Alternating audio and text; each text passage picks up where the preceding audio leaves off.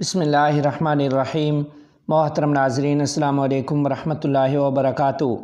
نہایت رنج و غم کے ساتھ آپ کو یہ اطلاع دی جا رہی ہے کہ جانشین امام اہل سنت مناظر اسلام حضرت مولانا عبدالعلیم صاحب فاروقی رحمۃ اللہ علیہ، رکن شورا دارالعلوم دیوبند و دارالعلوم ندوۃ العلماء لکھنؤ، کچھ روز علالت کے بعد آج نماز فجر سے قبل اس دار فانی سے دار بقا کی طرف انتقال فرما گئے ہیں۔